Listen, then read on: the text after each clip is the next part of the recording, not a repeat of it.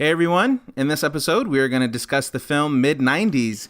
We're going to talk about the storyline, the characters, and we'll give you our thoughts on Jonah Hill's directorial debut. This is episode 88 of the Reel-ists podcast.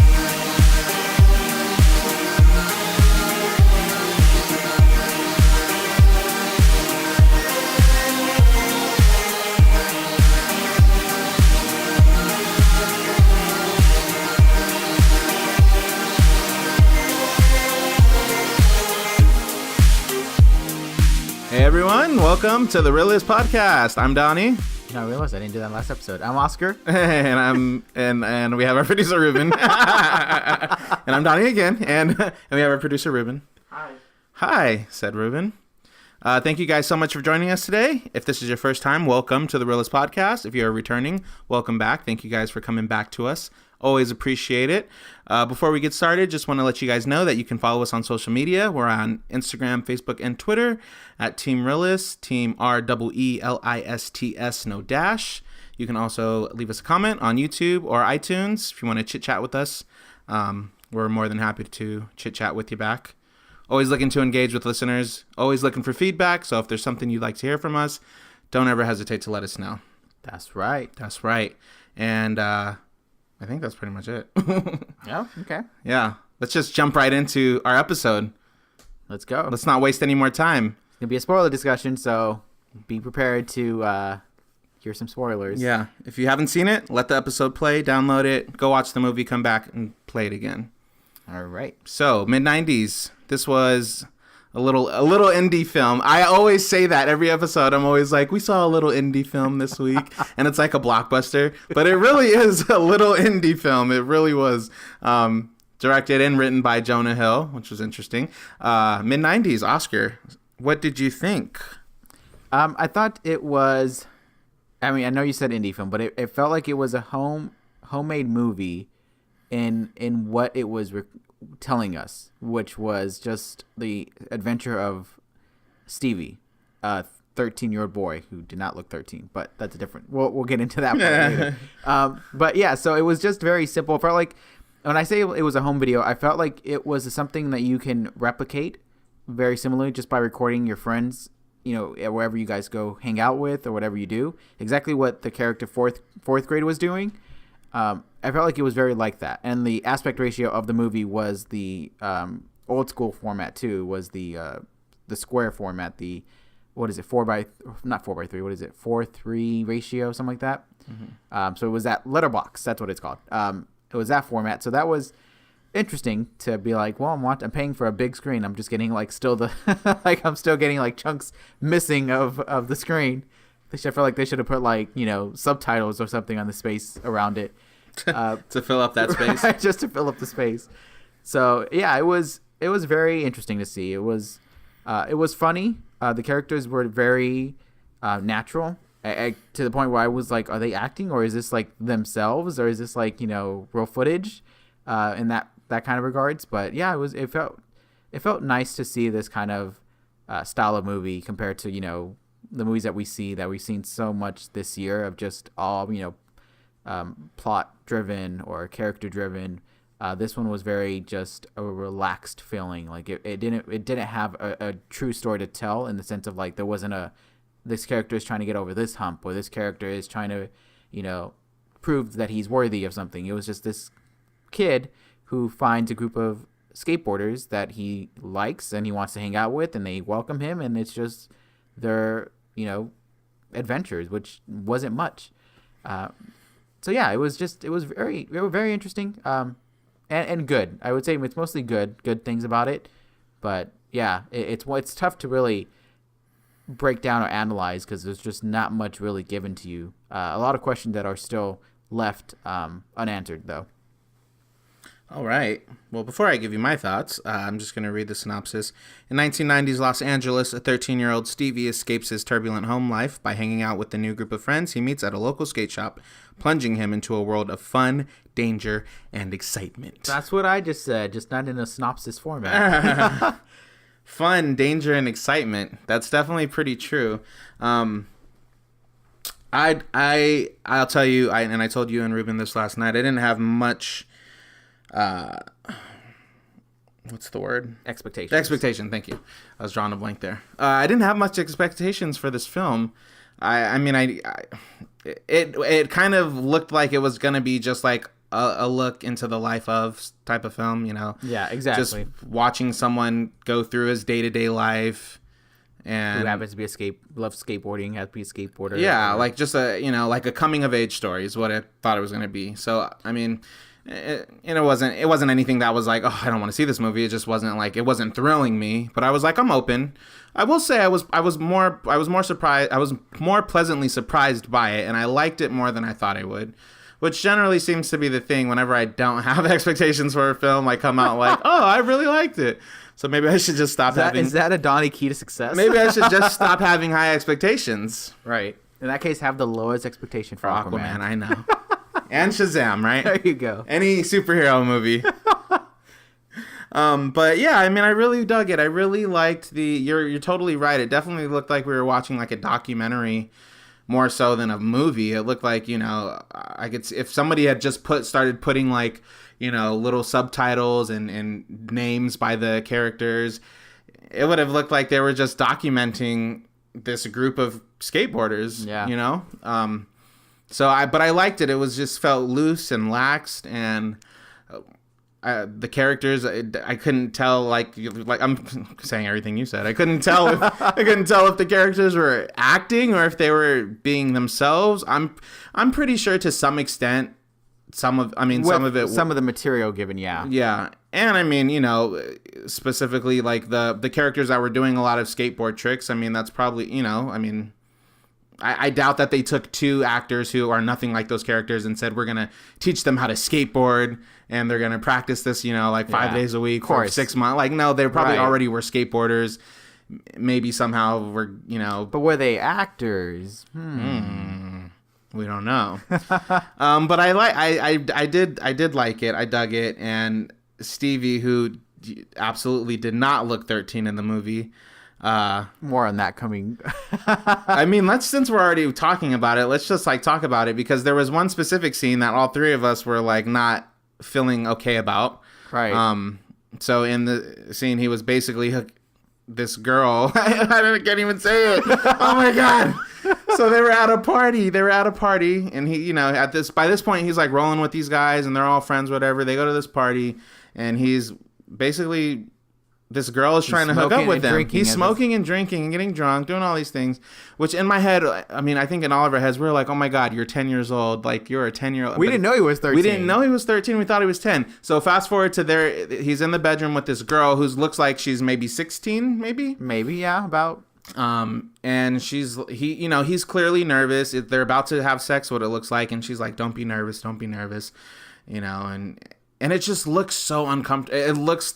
Ruben was like, it looks like we're watching child pornography. And it was really uncomfortable to watch. It really was. And at the end of the movie, I was like, I liked the movie, but I did not like that scene, and I wish they would have taken it out. But now, last night, after we did a little digging, we found out that the character was supposed to be 13, Ruben. And the actor who played him, Sonny Soljic, I think his name is, he is 13 in real life. But maybe when he filmed the movie, he, you know, if this was like a year ago, he would have been 12. But I wanted to ask, does that change your opinion of the scene at all? No. So it's still equal. I mean, it's still equally as hard. It was like, okay. Like, being a teenager does not, even if he was 16, does not make it something I would want to see on screen. Mm-hmm. I get it. It happens. I'm not saying that that's something that, you know, it's not realistic. What are you talking about? That never happens for anyone that's that age. But right. They easily could have just left it with the assumption that, yes, they were going to have that, you know, moment without showing it. And you don't need it. We don't need to see it. Yeah. You don't. At that point, we're all criminals. If you've seen the movie, you're a criminal. Because you stood by and did nothing. You allowed this to happen. You're equally as guilty. No, yeah, for sure. I mean, that was crazy. But, you know, I mean, that goes to say there was a lot of things in this film that I don't want to say it wasn't hard to watch. It was kind of, it was just, I feel like brutally honest and really raw. There was a lot of smoking and drinking and some drug use. There was a lot of language, a lot of foul language, a lot of racial slurs, a lot of homophobic slurs. I mean, they must have said the the two F words. Yes. A million times, the N word a whole bunch of times. Yes. So I don't know, did that add anything to it? What my take on it is, and I said this last night, I feel like they really did capture a group of skateboarders who are, I'm not trying to label skateboarders, but a lot of I'm not trying to label, but that the skateboarding community does attract a certain type of kid. They're not getting like the straight A, like scholars of the school. They're getting like people like what Ruben said, like a lot of people that may be labeled as like an outcast or a misfit. So like, they go and, I guess they're able to find acceptance within like, for instance, like a skateboarding group. So I feel like that's not far off from how they would talk and communicate, especially in the 90s. And like I was saying, maybe it wasn't so PC back then. So it was okay to say retarded or, the other F word, the gay F word. It was okay to say those things. Like nobody thought much of it, and the whole racial thing, the cursing thing, like that's just how it is. And there's, their ages range from 13 to, I don't know how old Ray was, the oldest one, maybe like 17. He had to be at least 18 because they were driving. Both of them were able to drive. Yeah, I mean, but you could drive at 16. They were both 17. Oh, 17, see. Okay. So 13 to 17, I mean, that's just how kids talk. So, I mean, I felt like it was, I didn't feel like it was excessive. I felt like that's just how it is. Maybe it was excessive to see to see it in a film on screen. It's like, but if you were to just record kids talking, I bet you it wouldn't be far off from what we saw in the movie. True. But I feel like this isn't, I mean, it depends on what Jonah Hill was going for. If Jonah Hill was like, I want to, tell the stories of what it was to be in the 90s and to grow around skateboarders or to grow up in the 90s altogether. If that's what he was going for, then he did that well. But if he was trying to go for a story that was just set in the 90s, I feel like it was more than what was needed, if that was what you were going for. Yeah. Because it wasn't like he was giving points of view from everyone. It was still Stevie that we were focused on. We just heard about everyone else, and their backstory. We never saw anything. We just heard their backstory. Right. So I'm really kind of just intrigued by what Jonah Hill wanted to establish with this movie. Was it a look at the 90s for skateboarders specifically? Was it just like this is how, culture has changed from now to the one it was in the 90s? What he wanted to go for. I think that'll probably be the biggest one, because ideally as a movie it was excessive with the language, to the point where you that's real. Yes, that I don't think anyone's denying that, but at the same time that doesn't make it easy to watch or comfortable to watch to see it excessively.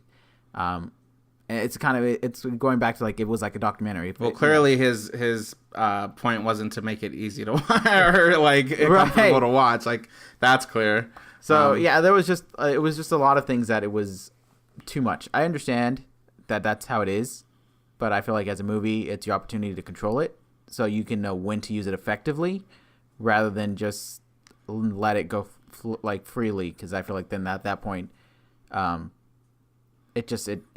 you become like immune to it, to the point where you're just like, I don't care about these characters, what they're saying anymore. I've given up on these characters, or to some extent where that's like, if they're not trying to establish something that they're changing or they're trying to go through something, it doesn't make me interested in the character. It's kind of like, if you're trying to talk to someone, and they just keep, doing the same behaviors that you just like are bothering you, to the point where you're just like, well, okay, I've given up. I can't, talk to this person, or me and this person just are not going to work out. We're just not able to communicate, or whatever the case is. It's kind of like that. It's kind of just like, it's fine to see it initially. Okay. Like, whoa, well, I do think too, a lot of the language was coming from particularly the one character, can't say his nickname, FS. We'll call him FS. We'll call him FS. He was the one that was really delivering a lot of it. And honestly, to be honest, I didn't really care for him towards the end of it. I was like, you're a lot. You're just all over the place. You know. And then obviously we won't say it right now, I guess, but he made a really bad decision that put all their lives in danger. But the character Ray, he wasn't saying so much like bad language, which we cared for, and he was more of like, I guess, kind of supposed to be like the level-headed one. he was kind of like the voice of reason in that whole group, which was kind of like why he was but the leader. Control made a difference. That's what I'm saying. Like, because Ruben, not this Ruben, the character Ruben in the movie, was also a little bit more towards FS sides of language. Mm-hmm. So it was another one that was just excessive, like, right? Or it was the only difference was that he actually had a plot dynamic, which was feeling like he was competing against Stevie within the group. So that kind of helped balance, his character to be interesting. But yeah. It was interesting too because you even got that between FS and Ray, like kind of like at a higher level. Like as Ray, Ray was the one he wanted to go pro with his skateboarding. He wanted to get out of his environment, wanted to do better, and FS just wanted to, like how we're just calling him FS. He was the one that wanted to like get drunk and go, hook up with girls and be at the party all the time. And it's like, it sucks because they both, from what we got from the film, they both started off with the same like passion, the same fire. Yeah. But FS's fire started to just dim over the years, and his sorry, going through puberty over here. Still going through your. I know. And then and Ray, he wanted to do better. So it's like, there was like even friction amongst them, and then you had in the kind of lower level, you had friction between Ruben and not this Ruben from the film, and Stevie. So yeah, it was interesting. And then the character, what was the guy's name with the camcorder? Fourth grade. He was just like a kind of just didn't say much, But it was best character. But he had best character of the film. But he was great too because he had these dreams he wanted to direct, and and got the tease, got the yeah, that friendship bully that's like they don't mean it, but they don't. I don't think they saw how like it hurt him. Yeah, I mean, as an adolescent boy, like you probably don't. You're probably a little insensitive to that. Yeah, and so, but I mean, I even just all those, like they were all such different characters. I mean, they were all riding together and doing the same thing, but they all had different things driving them, and I did like that. It's not like they were all the same. Like they were all really different. They were different, yes. And Stevie just came in, wide-eyed and just was, I think, so hungry for friendship. He had things going on in his personal life. His, older brother was like abusive to him, and his mom. At first, it didn't really seem like she was there, like she was in the picture. She was more like neglectful, yeah. But it slowly changed. So I guess that was one of the not bad things. One of the things I would unanswered questions that we have. Yeah, like, were you a neglectful? Specifically in his personal family life, because it was just the brother. You had one idea of it, and that's what they were going with. But there are moments that it looked like maybe that wasn't who he really was.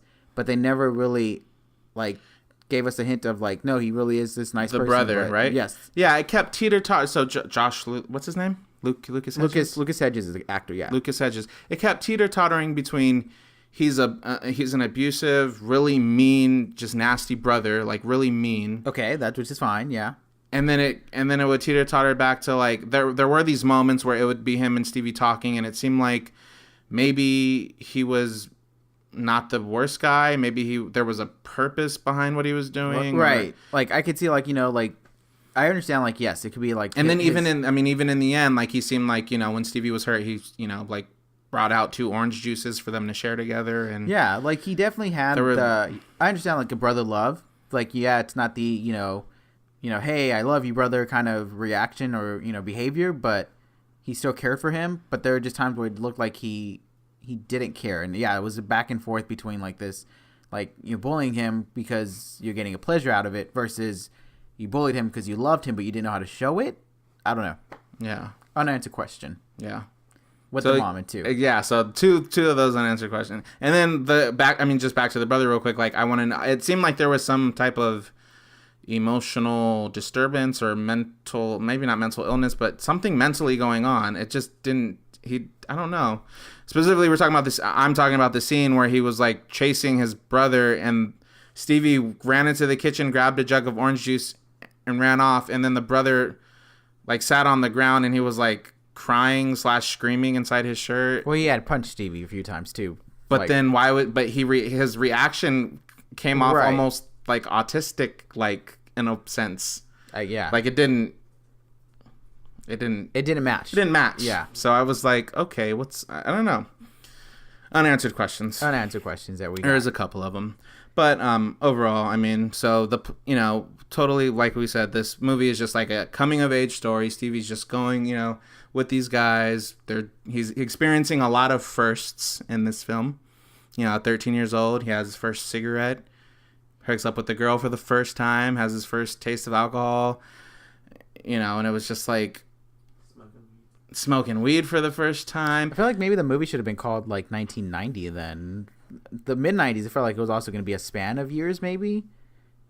But and it wasn't. It was just one maybe a few months even, if anything. It wasn't even like maybe 1 month. They didn't really make it seem like it was... Or that it would be a bigger thing. Right, or like the fact that the 90s would be a bigger thing is what you're saying?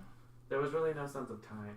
I mean, I get besides the background. Right, the like the house decorations, the Ninja Turtle pillowcases, things like that kind of was just like, oh, such a 90s item. Mm-hmm. Skateboarders look the same. Like like nowadays. True.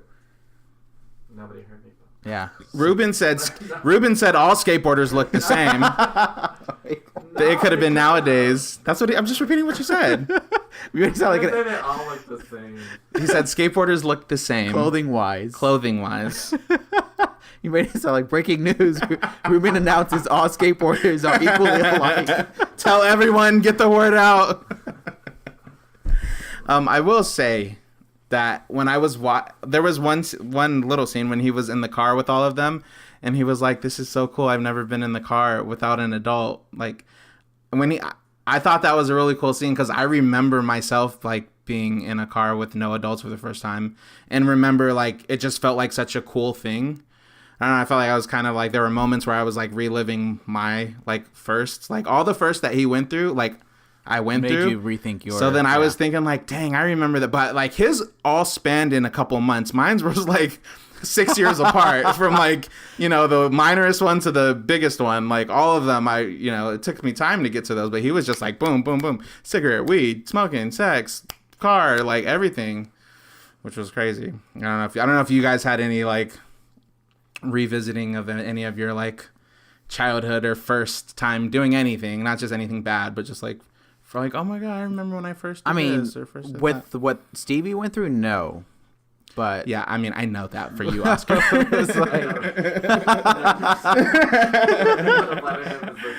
And then he was 13 at one point. You remember being in the car with no parents for the first time? I don't remember that moment, no. Oh, okay. I didn't think about it until you just mentioned it. Are we talking about like all cousins in the car, or because I had that scenario where it was like all the cousins and like my brother and sister in a car but no parents? No, like I guess more so like friends. Oh, then no. I mean, that was when you were able to drive, and that was when you came. It wasn't that monumental. I mean, it wasn't like I don't think it was anything that stood out. I can't recall when that. Yeah. No. Okay, I got you. No, it's okay. It's all right. No relations. My movie is mid-2000s, so when that movie comes out, I'll tell you what I connected with. Mid-2000s. Jesus. 2006. I know. That's funny. Oh my gosh, okay. So anyways, sorry. Is there anything else you wanted to add about the movie that you liked? Anything that stood out to you? Nothing, or like nothing that stood out. This is one that I don't see myself thinking about too often. Like obviously, like in my control, I wouldn't rewatch this. But yeah, it was interesting to see. It was very interesting telling of a coming of age. It just wasn't. I felt like maybe it wasn't broad enough that was able to be like maybe everyone can find something out of this, or it wasn't enough that they told. It was like a lot of little things in a short time frame. I don't know, maybe if he was like growing up and maybe he saw like their friends were actually different than what he initially thought of, something that felt like he developed. The only development really was that he got closer to them, which is cool, but it didn't feel like it was something that you needed to go see in the theaters for. I feel like you could have easily seen this on Netflix and it would have been, the same feelings. But the one thing I will say, a very short film too, by the way. A very short film, less than an hour. 24 minutes, very equivalent to an animated movie for kids, like you see on Netflix. Really, and stuff. really short. I will say the one thing that I guess was a highlight for me was that it was comedic in more ways than I thought it was going to be. I really found myself laughing a lot, so that was nice. I didn't think it was. I thought it was gonna be more of a drama kind of movie, but to be able to laugh, I did think that too. It seemed like it was gonna be more dramatic. Yeah. In its theme, but it really a lot of it. I mean, a good portion of it was comedic. Like when they were arguing with the security guard, that was a highlight. Just their banter and the security guard getting into it too, and started to just bash at each other. Yeah. The confrontation with the brother and the FS. Mm-hmm. The fact that we can't say his name says a lot. But yeah, those kinds of little things that they were just like interesting. Just they had comedic moments, and they were just like, okay, I didn't expect it to play out that way. I had my own they're gonna fight or something, and in that case between the two of them, they didn't fight. So it was just things like that it just surprised me. And I was like, oh, okay, different. Yeah. I just want to point out really quickly a couple of unrealistic things that I had a problem with. Go for it. It's a realist podcast. Yeah, so we got to keep it real. One of the scene that we had talked about earlier when they were at the party, and Stevie was smoking weed for the first time, I think drinking hard liquor for the first time.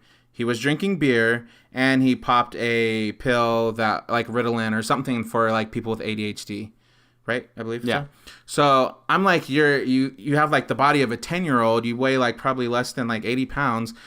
There's no way all those chemicals in your body and he was like, and the weed he was like smoking.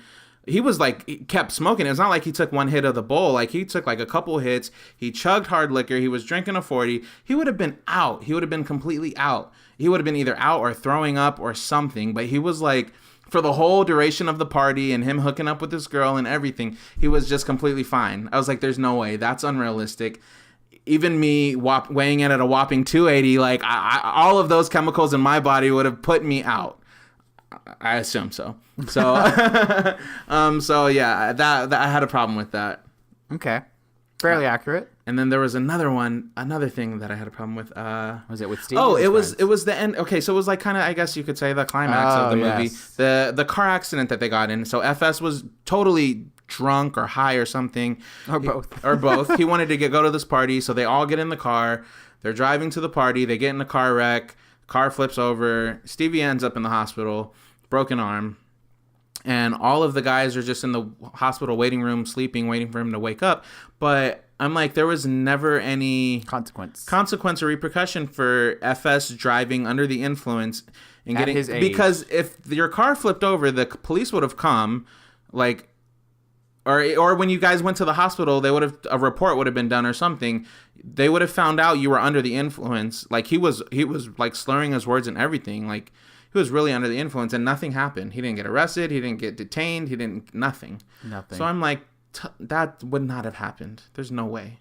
I get the little friendship together thing, but yeah. Yeah. So I mean that really, those two things did bug me, and I don't know if that's me being like nitpicky or if, no, I mean I just feel like those are, if this movie is about like being raw and honest and keeping it real, which it did in a lot of ways, but like those are two things that are very, very not realistic, so I don't appreciate those things. Fair enough.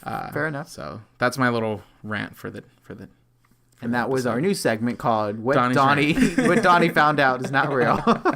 We'll get a better title. Right. We'll work on it a little more. Donnie's unrealistic moments. I don't know. True. So anyways, did you have a favorite scene, Oscar? I know you said you liked the scene where they were kind of taunting, going back and forth with security guard. I think to me the one scene that I really would say is my favorite was when they were on the rooftop and they were jumping off, and you had what's his name, Stevie, wanting to do it too, and you had a complete epic fail where it just for effort, right? But it just falls straight down. Thank God there was like this cafeteria bench at the bottom of the hole. But even then, when they panned back to him, he was just like dead, not moving. That really caught me off guard, and it was hilarious to see that kind of just. I think I probably, if anything, I can see myself relating to that, where I think it's going to go one way and it completely goes a different way. Mm-hmm. Not that I've fallen off a roof or anything in that level, but yeah, that was just a very unexpected. Funny moment that I found, which again, it's not funny to someone to fall off a roof, but right. But it was more comedic. They made it comedic, yeah. The way that was filmed than dramatic. It wasn't meant to like for you to go like, oh my God, like start crying. It was like dramatic was the car accident. because Exactly. the way it was filmed was really nice because it really shocked you. It really did. So- It scared me. Yeah, because you're just like it's. I know we talked about jump scares in Halloween last episode, but this one really gave you, like, when they showed that little snippet of, like, fourth grade's face, like, kind of, you know, because he was like bright light. He had and, just asked to pull over, and then you just get a flashlight, a honk, and then a yeah, scared and that face. scared. That made me jump. Like, I was Yeah. like, I think I like leaned into you, and I was like, oh my god. Yeah, that was very well done, I will say. Yeah, that was a really good moment. For sure. I really liked this scene. I mean, there were so many scenes. So that one was one of them. I really, really liked the ending. The credits? No, I'm laughing because I knew you guys were going to say that. But no, the video that fourth grade made.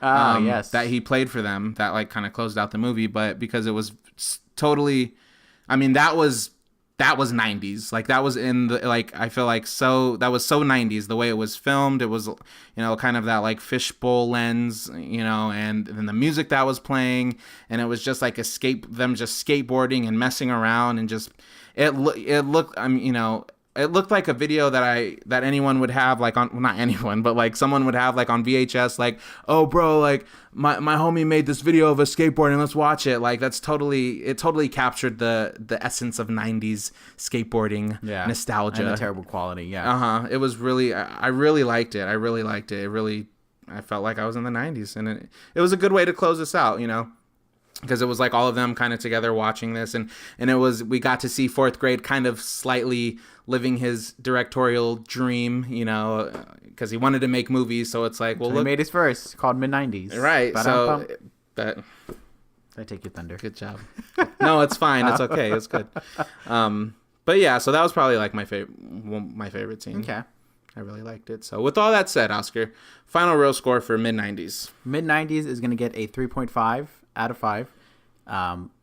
It was good, but it felt like it was missing a lot. I felt like there was so many things you could have done with this movie that it just fell short of those. Despite I very similar, I had low expectations, but I still felt like you could have done a lot better with a lot of execution, a lot of decision making. So as for his first film, I felt like it was a great way to, you know, introduce yourself as a writer and director, you know, for Jonah Hill. Mm-hmm. But I would hope that he takes some of the things that worked well in here and incorporate into his next project, but also fix the things that probably made this film just one that doesn't stick around often. It's not one that you probably would highlight in the years to come and be like, Mid90s. Oh yeah, have you not seen Mid90s? That is the movie. Like it fell short of being able to do that. Yeah. And then to me the letterbox was a nice little homage initially, but the entire movie being in that format was it like a little like not distracting in the sense of we're paid to go see it in the theater, and we got half of the theater essentially. So I get it. I would have been totally fine with, you know, like the first scene being like that, and then, you know, gradually expanding to, you know, widescreen. I know, like, there's some movies that do that and like open up like to the classical way of it. The one that jumps to mind is La La Land's opening. But you know, it's possible and it works well. It's a nice little, you know, opening to do that. Or maybe the Mid90s. Great opening. Oh my gosh. Or like the way that the Mid90s fourth grade tape was. That would have been fine to play that entire way in that letterbox format. Mm-hmm. But I didn't like that. But 3.5, it was good, but it just didn't hit enough marks for me to say it was a standout. Why are you stealing my score? Yeah, I didn't steal your score last time. You didn't. That's right. I am also going to give it a 3.5. I really, like I said, no expectations, but came out like, okay, that was really good. I think for first time, you know, Jonah Hill directing this and writing this, I think it was, you know, really cool. And I guess it was like a kind of like passion project type of film. Like, I mean, he must have, I don't know why. I mean, like Ruben was saying, it didn't need to be called Mid90s. It could have been called something else. It could have just taken place in the 90s. Like, I don't think the focus should have been, this is like, because what I was thinking was this film is going to encompass Mid90s. Like, I'm going to go to this movie and I am going to know that we are in the Mid90s. You get that a little bit, and that's part of. I mean, but the title, I guess, could be considered a little misleading. But I did like it. I thought it had a lot of good moments. I thought it had a lot of. I really, like I said, I liked the loose style of the script and the dialogue, and just kind of the pointless banter that was happening in a lot of scenes. Kind of just looked like we were watching a documentary on the big screen. I think it had a lot of potential. There are things that it could have done differently, and it could have explored things a little more, or it could have made clear a couple of the questions that we had specifically about some of the characters. Maybe could have clarified it a little more. And who knows? Maybe if the movie was a little bit longer, maybe we could have gone more in depth to some of the characters, or 20, something. 25. Or if they would have spanned the time frame a little more, maybe that could have helped. There would, like I said, it had its really strong potential, and I think it could have done a lot of good things. And I think it did do some good things, but I just, let me just say this, and I'll shut up. For having no expectations, I was pretty entertained. So I do think a 3.5 is deserving. I definitely had a sense of nostalgia, and it made me personally just reminisce on all, kind of my childhood and coming up a little in adolescence, and made me reflect on my firsts in my life. So I really liked it. 3.5. Ruben, really quickly, you want to throw your real score since you saw it with us? I'll say 3.5. Okay. Wow. All right. We all finally have the same real score for a movie. This is the first, I think. This is the first. This is a Reel-ists podcast first. It's definitely not Red Sparrow. I'll tell you that much. Go check out that episode. Yeah, it was just, man, that was I feel like we did a little debating on that one. That was, yeah. But anyways, that's awesome. Well, listeners, thank you guys so much for checking out this episode. If you saw Mid90s, we definitely want to know what you thought. So let us know on Instagram, Facebook, Twitter, or you can also let us know on YouTube and iTunes if this movie met your expectations. If it didn't, if you had no expectations like me and were pleasantly surprised, whatever your thoughts on the film, let us know. Thank you guys so much for listening, and we will catch you next time. Thank you, everyone.